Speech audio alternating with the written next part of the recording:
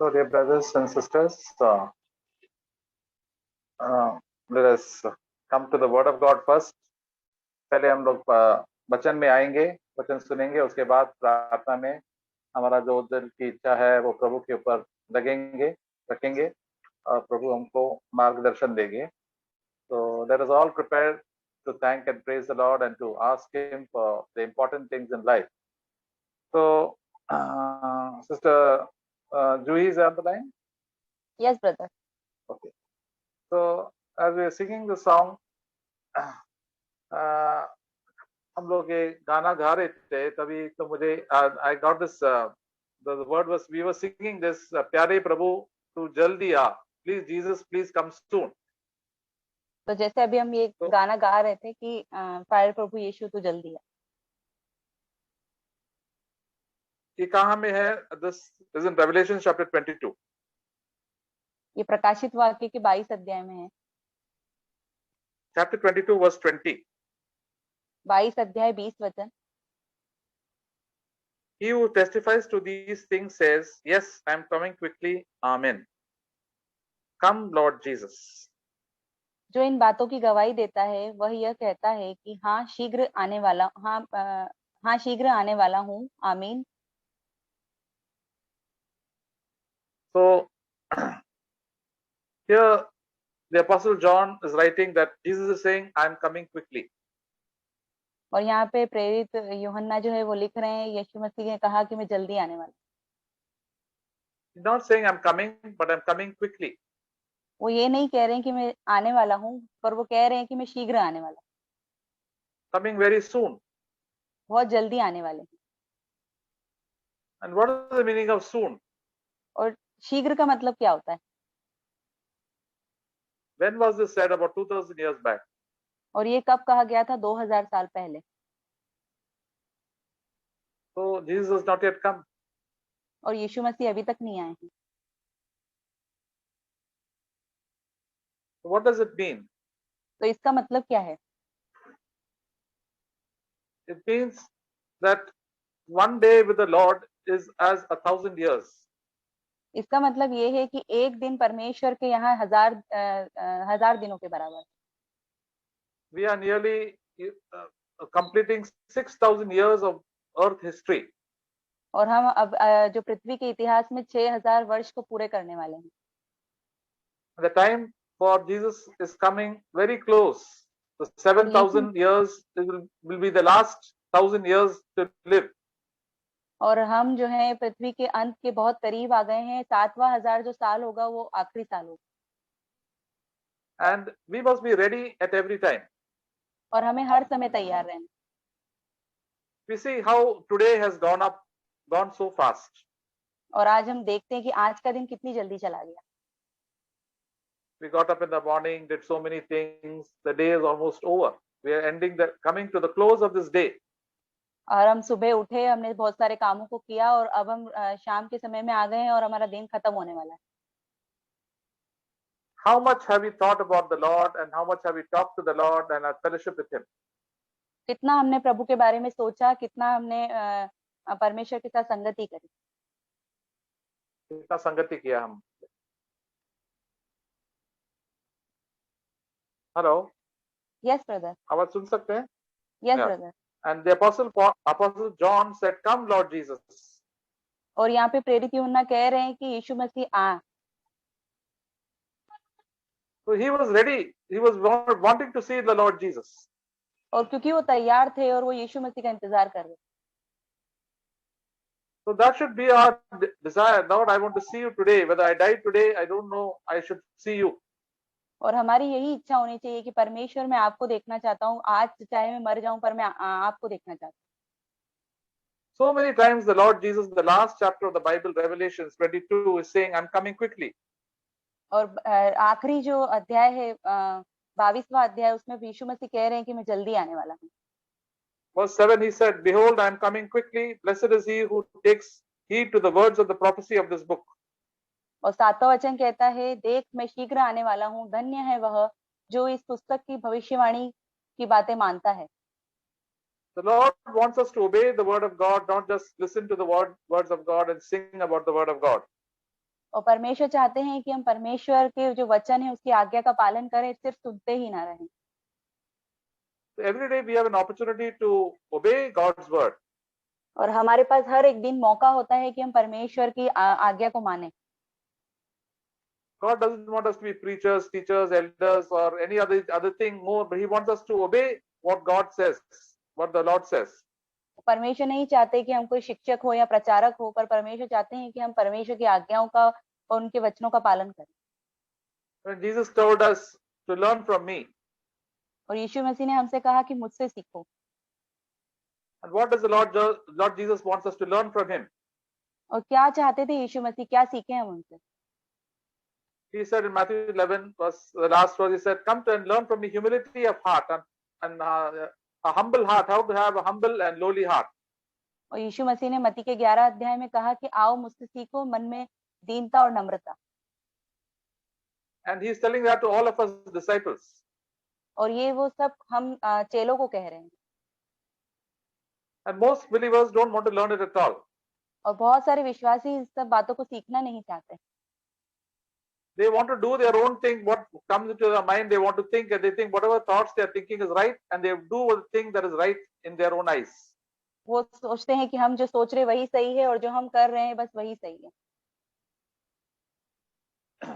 And verse 12 also in Revelation chapter 22, it says, "Behold, I am coming quickly, and my reward is with me to render to every man according to what he has done."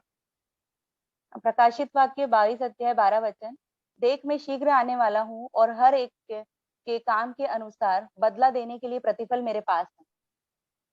The Lord is watching all that we do every day.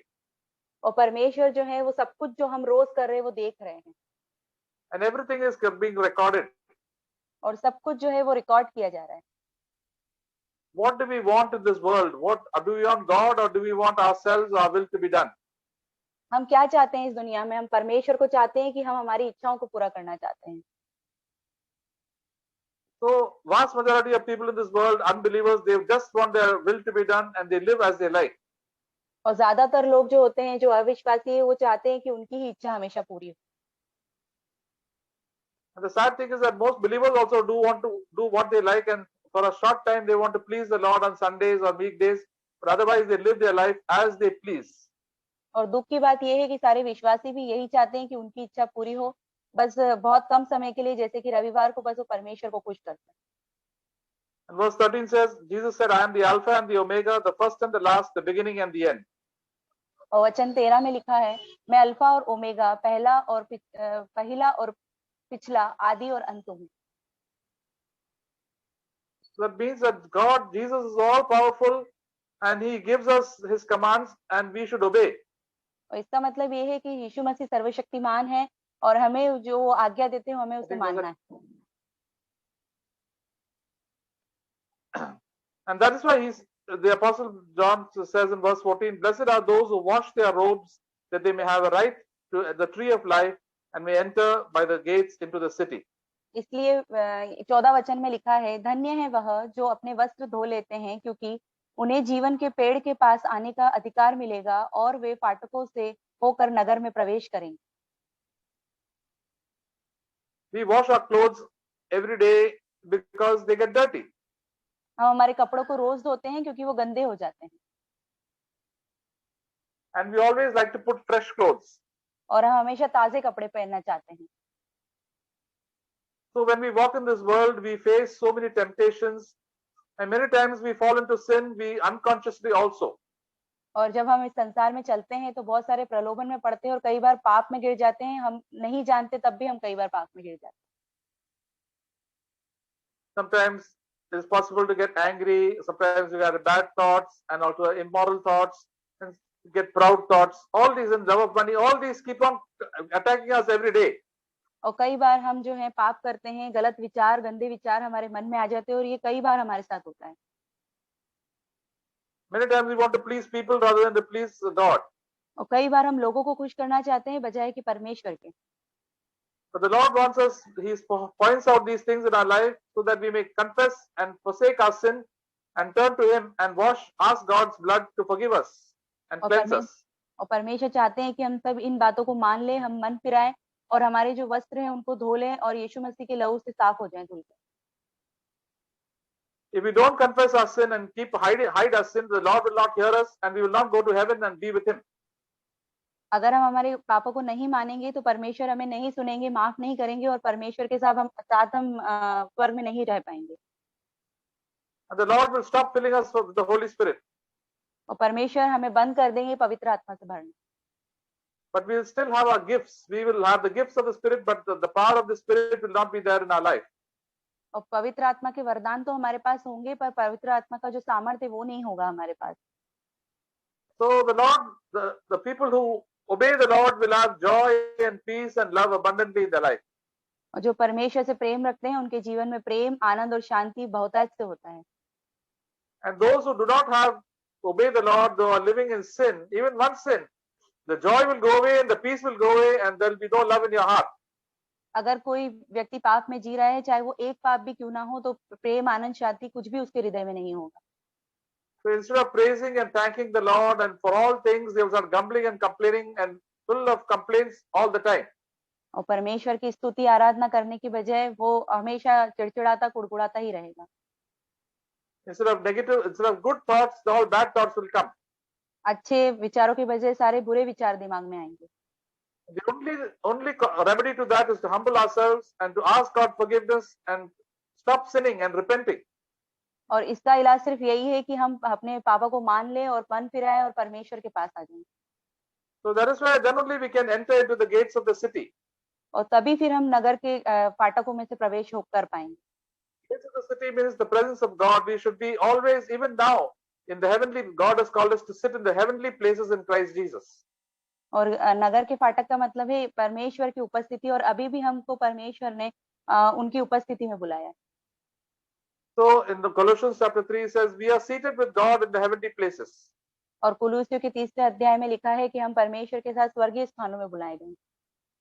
You see that verse in Revelation and Colossians chapter 3.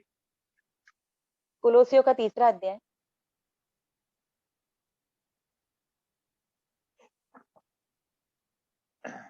verse 1. पहला वचन। For you have been raised up with Christ, keep seeking the things above where Christ is seated at the right hand of God. तो जब तुम मसीह के साथ जिलाए गए तो स्वर्गीय वस्तुओं की खोज में रहो जहाँ मसीह वर्तमान है और परमेश्वर के दाहिनी ओर बैठा है। And we have been seated with Christ in the heavenly places. और हम भी मसीह के साथ बैठे हैं स्वर्गीय स्थानों में। Seated means we are relaxed over there. We have forsaken our old way of life and we want to live and please the Lord. और बैठने का मतलब ये है कि हमने हमारे पुराने जीवन को छोड़ दिया है और परमेश्वर के साथ अब हमें।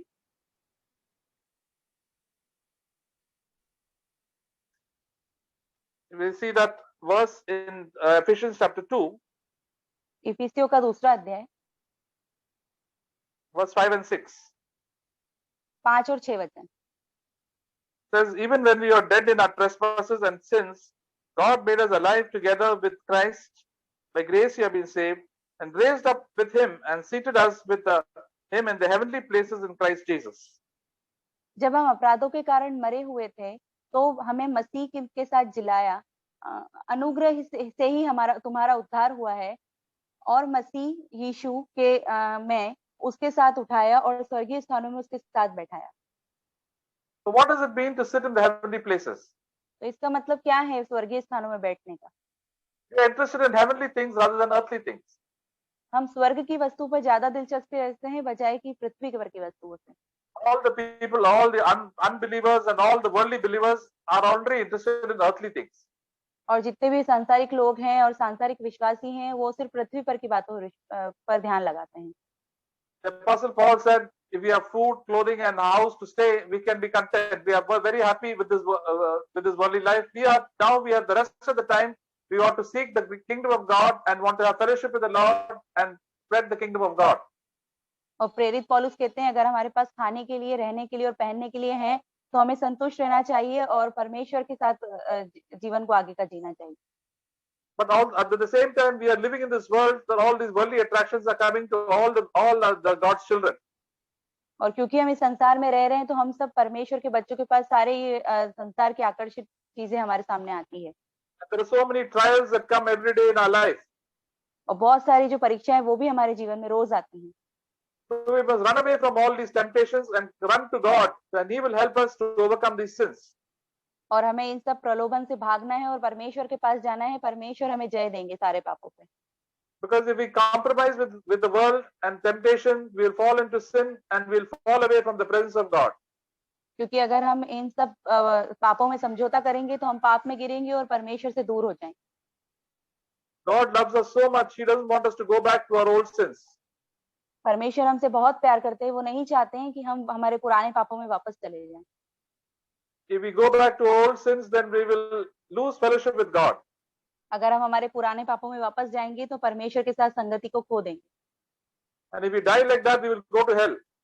और अगर हम इसी तरह से मर गए तो नरक में जाएंगे। That is why we must have the fear of God and hate sin and love what God and obey God. इसलिए हमारे अंदर परमेश्वर का भय होना चाहिए और हम जो परमेश्वर को पसंद है बस वही करें। Because outside the kingdom of God, verse 15 says, outside are the dogs and the sorcerers. 15 वचन कहता है क्योंकि परमेश्वर brother Revelations 22. Revelations 22:15. Yes sir.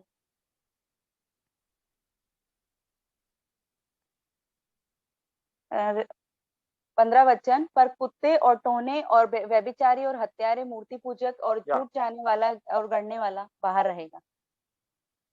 Now who are the dogs? Outside are the dogs and the sorcerers. और बाहर कौन है? कुत्ते और टोना करने वाला। What does it mean, dogs? कुत्तों का मतलब क्या है? Dogs are the people who are always barking and fighting all the time, quarreling, complaining and quarreling. और कुत्ते वो लोग होते हैं जो हमेशा चिल्लाते रहते हैं और झगड़ा करते रहते हैं, लड़ते रहते हैं। The Bible says, beware of dogs in Philippians chapter 3. और फिलिपियों के 3 अध्याय में वचन कहता है कि कुत्तों से सावधान रहो। So don't behave like a dog. तो कुत्तों की तरह बर्ताव नहीं करना है। Don't be quarrelsome and fighting. हमेशा झगड़ा करना, लड़ाई करना नहीं है। Especially in the house, don't get into arguments and don't get arguments in the office or in the church also. और खास करके घर पे और कलीसिया में और हमारे ऑफिस में हमें बहस नहीं करना है।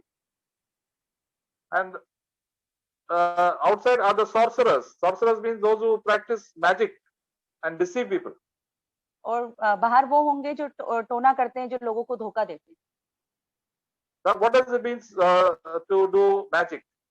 और जादू करने का मतलब क्या होता है? That is to behave like a hypocrite and and show others that you are spiritual when you are not spiritual. You are practicing sin inside. इसका मतलब ये है कि ढोंग करना, लोगों जब आप आत्मिक नहीं हो और लोगों को दिखाना कि हम बहुत आत्मिक हैं। And then the immoral persons. और फिर व्यभिचारी। Outside we look nice, but inside those all immoral thoughts.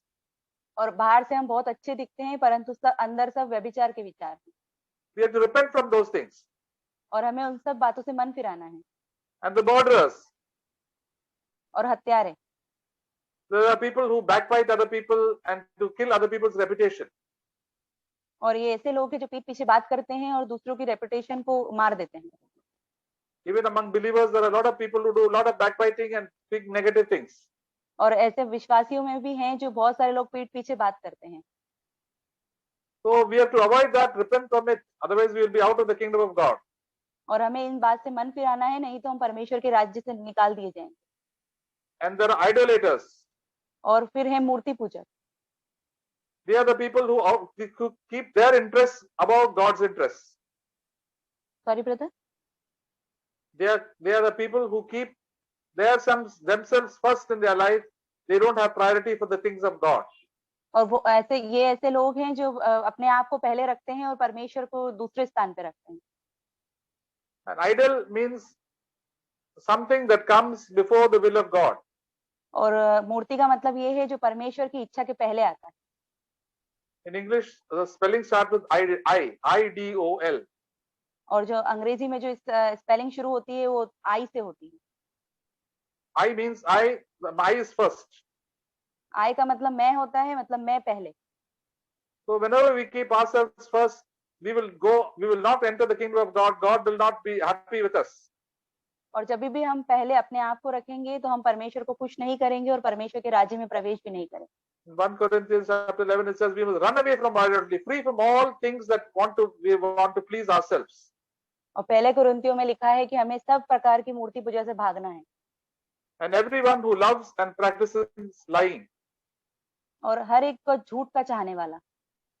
So we must not give false impression to other people and lies, and we always speak the truth and live the truth. और हमेशा हमें झूठ नहीं बोलना है, सही बोलना है और सही सच्चाई से जीवन को जीना है। So Jesus has sent his angel to tell all these things to all believers. और यीशु मसीह ने अपने स्वर्गदूत को भेजा ताकि वो सारे विश्वासियों को ये बात बता सके। To all of us, to you and me. हम सबको, आपको और मुझे भी। We find that all these things dwell in our flesh. और हम देखते हैं कि हमारी देह में ये सारी चीजें बसती हैं। So we have to hate it, otherwise we will not enter the kingdom of God. और हमको इन सारी चीजों से नफरत रखना है, नहीं तो हम बिल्कुल परमेश्वर के राज्य में प्रवेश नहीं Then God will give his grace. It says in verse 21, the grace of our Lord Jesus Christ be with you all. Amen. और फिर परमेश्वर हमें अनुग्रह देंगे। 21 वचन लिखा है कि प्रभु यीशु मसीह का अनुग्रह पवित्र लोगों के साथ रहे। आमीन। So much of our time has been spent in doing all these evil things. और हमारा बहुत सारा समय चला जाता है फालतू की चीजों को करने में। But Jesus is coming quickly. पर यीशु मसीह शीघ्र आने वाले हैं। So we also have to get ready to quickly clean our house, clean our lives. और इसलिए हमें भी जल्दी तैयार होना है, सारे घर को तैयार रखना है और हमें अपने आप को भी साफ करना है। See, we know when we go to school and college, we know the exam is coming very fast. We start studying also very fast and try to finish up the portion and do everything very quickly. और जब हम जानते हैं कि हम school जाते हैं और हमें परीक्षा पास आने वाली होती है तो हम जल्दी जल्दी सारी चीजों को खत्म करने चाहते हैं। Jesus is saying, see, your life is also becoming very short. There's very less time. You already have wasted such a lot of time. Do everything quickly. Whatever is wrong in the sight of God, set it right. यीशु मसीह कहते हैं कि देखो तुम्हारा जीवन बहुत छोटा है, बहुत जल्दी यीशु मसीह आने वाले हैं, इसलिए जो भी तुम्हारे जीवन में गलत है जल्दी से उसे सही कर लो। So repent from all your sinful ways and all your bad habits and bad traditions. और जितनी भी तुम्हारे अंदर गंदी चीजें हैं, पाप है, उस सब से मन फिरा लो। Stop pleasing people, only please God. लोगों को खुश करना बंद करो और परमेश्वर को खुश करना शुरू करो। Then the grace of God will be upon you. और फिर परमेश्वर का अनुग्रह आपके ऊपर होगा। And then God will be pleased with you and you will meet him face to face when you die or when he comes back. और फिर परमेश्वर आपसे खुश होंगे, फिर जब आप मरोगे या फिर यीशु मसीह आएंगे तो आप उनसे मिल पाओगे। We must not give any excuses for us saying the problem I sinned is because of my wife is a problem or my husband is a problem and my boss is a problem. Nobody is a problem. Tell that I am the problem. Lord, if I humble myself, I'll come close to you. हमें कोई बहाना नहीं लेना है कि मेरी पत्नी के कारण या मेरे पति के कारण या मेरे बॉस के कारण मैंने गुस्सा किया, परंतु समस्या जो है हमारे खुद के साथ है। So we have to fear God and run away from all evil. इसलिए हमें परमेश्वर से डरना है और सारी बुराइयों से दूर भागना है। So let us come to the throne of grace, and it says the last verse, the grace of our last verse of the Bible reads, the grace of our Lord Jesus will be with us. और इसलिए हम अनुग्रह के सिंहासन के पास आए और जैसा कि आखिरी वचन कहता है कि यीशु मसीह का अनुग्रह पवित्र लोगों के पास साथ होगा। This the grace means God's help will be there to save me from all immorality, from all anger, from all love of money. इसका मतलब ये है कि परमेश्वर का अनुग्रह जो है मतलब उनकी जो मदद है हमारे साथ हमेशा रहेगी, हर एक बुरे चीज से, पाप से हमें बचाने के लिए, All fear, सारे डर से बचाने के लिए, all the fear of pleasing people, सारा वो डर जिससे हम लोगों को खुश करते हैं, and all empty traditions, और सारे रीति रिवाज, and all our pride and selfishness that we have. और जितनी भी स्वार्थीपन और घमंड जो हमारे अंदर है वो। So when the God will anoint us with the Holy Spirit and give us grace that we can overcome these things. और परमेश्वर अपना पवित्र आत्मा हमें देंगे और अनुग्रह देंगे ताकि हम इन सब बातों पे जय पा लें। It doesn't matter whether we become rich or successful in this world, but we must be rich and successful in our spiritual life. हम इससे कोई मायने नहीं होता है कि हम बहुत अमीर हो और बहुत ज्यादा अमीर हो इस संसार में, परंतु हम हमारे आत्मा में अमीर होना चाहिए। Because Jesus Christ is coming quickly, we must be ready for him and must not be bothered about all the earthly problems. We must be bothered about our sin, and we should be walking in the light as God, Jesus is the light. और हमें अपने आसपास के लोगों की चिंता नहीं करना है और यीशु मसीह के बारे में सोचना है, आसपास के लोगों के बारे में नहीं सोचना है। So, dear brothers and sisters, let us be ready and keep our mind alert so that we can, when Jesus comes or the Lord calls us away, we will be ready to meet the Lord. इसलिए भाइयों बहनों हम तैयार रहें ताकि जब परमेश्वर हमें बुलाए तो हम उस समय तैयार रह सकें। So let us pray, brothers and sisters, for ourselves, for our families, and for the church, and for our country, for that people may come and repent and turn to the Lord. तो भाइयों और बहनों हम प्रार्थना करेंगे हमारे लिए, खुद के लिए, चर्च के लिए, हमारे परिवार वालों के लिए, हमारे देश के लिए कि लोग मन फिराएं और परमेश्वर के पास आएं। We must be active in the work of the Lord to spread the good news of Jesus Christ wherever we are. हम जहाँ कहीं भी हों हमें प्रभु के काम में सक्रिय रहना है और परमेश्वर के वचन को फैलाना है। And let us pray for one another, because all of us, the Lord Jesus prays for us, and we also must pray for one another.